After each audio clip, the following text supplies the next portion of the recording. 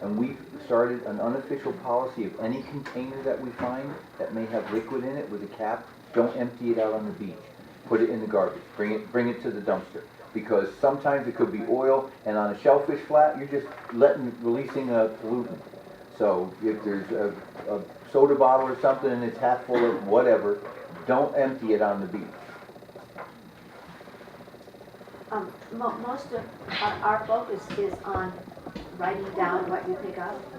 So supposedly everything is supposed to go in the bag, and you have to count every single thing that you pick up, which Betty has done it with us.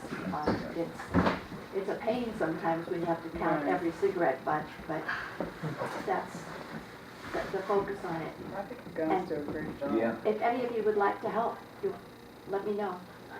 So do you have designated, I mean, September 21st to the 28th is pretty wide open, but are there designated locations? And We try, first of all, we encourage people who own shorefront property to do their own, because there's a difficulty of, you have to get the owner's permission if you go on somebody else's property.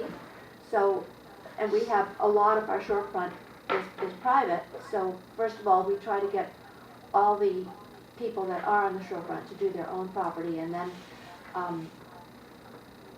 what our volunteers do is you know that map that's there behind you, we have a map similar to that, and they sign up for what area they're going to do. We try to cover from North Trescott down to South Trescott, so all the way around, to get at least each area has at least one person that has gone there and counted what's there. And I think this is our 6th year doing it, something like that. Yeah. And so far we've been very lucky. We've had people cover the Bailey's Mistake and down there and up Crow's Neck and Straight Bay. In addition to North Lubec, we've got a lot of people up on North Lubec doing it. In town, the school usually does Maury Beach behind the school. So we've been very lucky with the volunteers. They cover the whole waterfront, as we call it.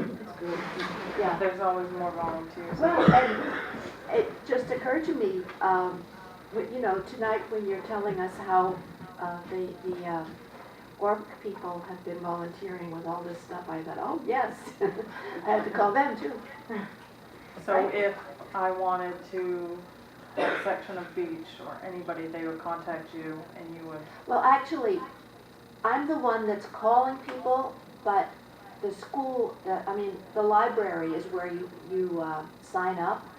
The library will have the data cards, they'll have the map, and they'll have the bags. Eric has donated the construction bags, because the state sends us bags, but they're these tiny little flimsy ones. So when the kids go out, we give them those. Yeah. And when adults go out, we give them the construction bags, contractor bags, I guess they're called. Yeah. So that I'm the man. If you say you're going to do something, you haven't done it yet, I call you up and remind you. But the library is the place to go and sign up. And we do take people, that's their official week, but we have a lot of summer people that like to help and they leave before then. So we let them do it beforehand. So, it doesn't really, the important thing is that we count the stuff that's on the beach and pick it up and dispose of it. So who cares whether it's this week or next week?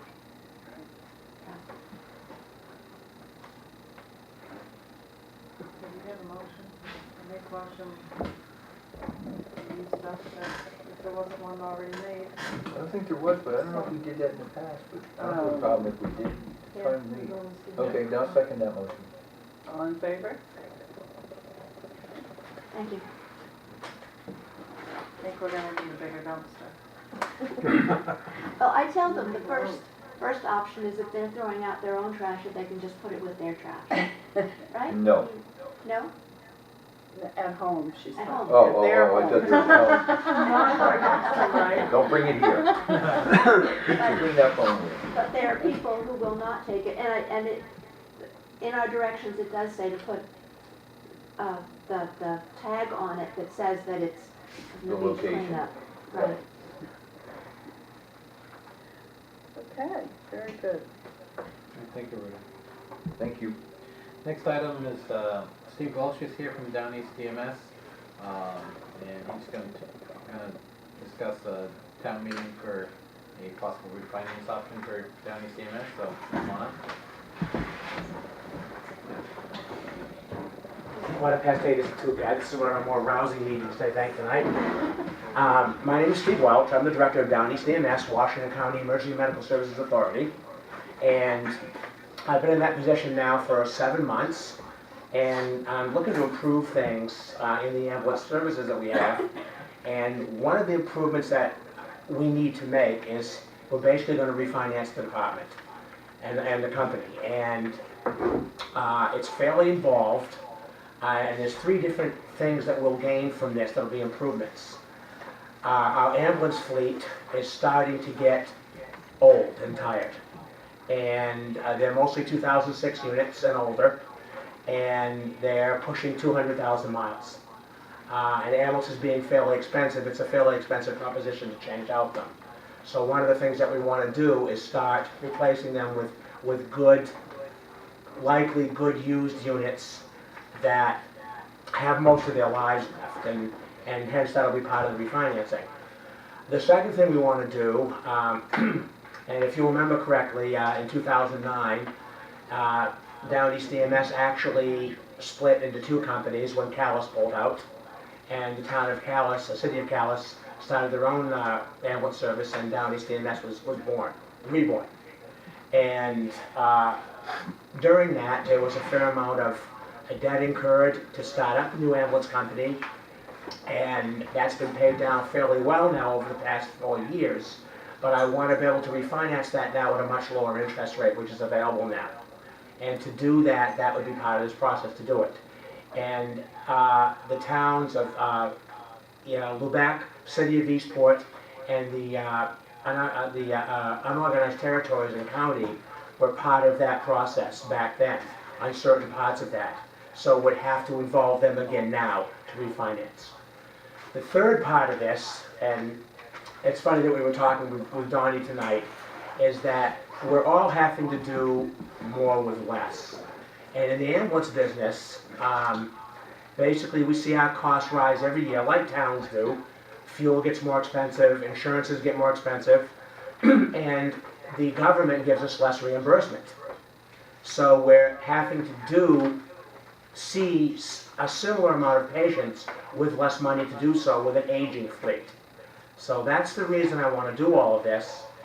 And as I said, it's a big process. It involves the towns mentioned and part of the county and so forth. So I've talked to the board about this, and we're going to go to town meeting, I believe, John, on the 24th?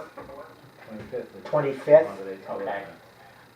I was planning to go on the 24th. I'm glad I know that. So that's the proposal, and I've got pretty much all the ins and outs of this in my head, but it's something I'm working on, and I'd like to give some value back to the communities and say, look, here's what we're able to do for you now that we weren't able to do before. And that may include work efficiencies and, as I say, improved ambulances and so forth. So cross coverage, which we're doing now, the much higher space that we have, and Lubec help each other out all the time, as well as Baileyville and Eastport. So it's a complicated process, but I've had 7 months to chew on it now, and I think this is the way we need to go. And I'd like to invite any questions. I'm glad to see Joanne back now. You were on the board once, weren't you? They told me about you on the board. Yeah, they did. And I'm glad they did. Yeah, I'm glad to see you back. Thanks. And she's on your board now. Yeah, she is. Yeah, she is. Yeah, that's, yeah, I am. I was one of the first ones, actually, way back when Bud was Oh, wow. in your position. Yeah. Yes, yep. I only have one question, Okay. Steve, and that is, what does the town of Baileyville, how are they incorporated in all of this? Baileyville's different, and a lot of folks ask this, and it's a good question.